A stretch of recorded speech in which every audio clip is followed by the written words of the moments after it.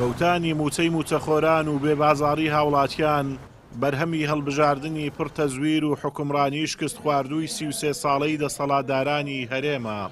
ماوەی 10 ساڵە دۆخێکیان دروست کردووە، ساڵانە چەند موچەیەکی فەرمانبەران پاشەکەوت دەکەن و لە ئێستاشدا سەرباری ئەوەی 6 ڕۆژە موچەیان دابەش نەکردووە. هاوکات لە پیلاندان بۆ خواردن و پاشەکەوتکردنی موچەی مانگەکانی 11 و 12 کۆتایی ئەمساڵ.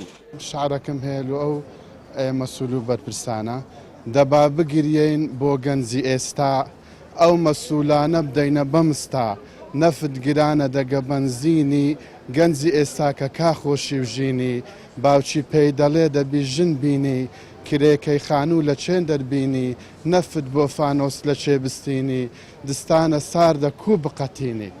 ئەوەی من ئاگامێ لە بازاڕەکەی خەڵک ساردە لەسەر ئەشیاد مەسەن کڕین و بەگشتی خەڵک وەزئی دارایی خراپە.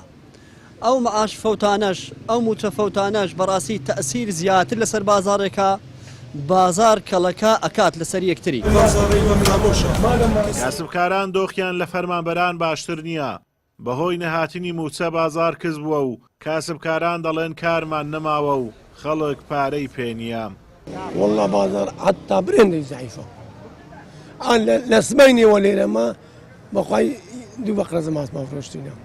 أري والله لس عشش بياني من ديما أو بازاري كسبش من نهاية أو بازاري حتى أني وراني بلايت ولينا ببوصل ما بو باراني دو بقرة زمات ما فروشتينا.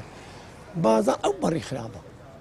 أري والله جا دوا لحكومتي كان معاشي بدا خريك فقيرة خريك بارينيا.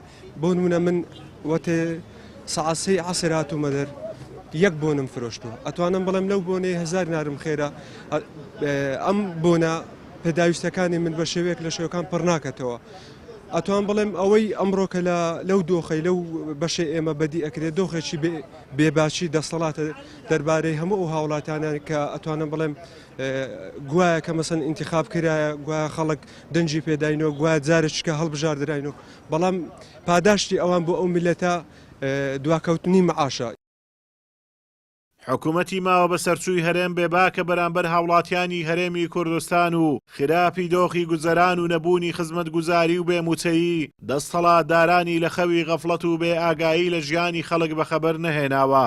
ڕۆژ دوای ڕۆژیش تووڕەیی و بێزاری هاوڵاتیان لە بەرامبەر دەسەڵاتی شکست خواردووی جووت حیزبی دەسەڵات زیاتر دەبێت و درێژە کێشانی ئەو دۆخەش هەرێمی کوردستان بەرەو تەقینەوەی جەماوەری دەبات.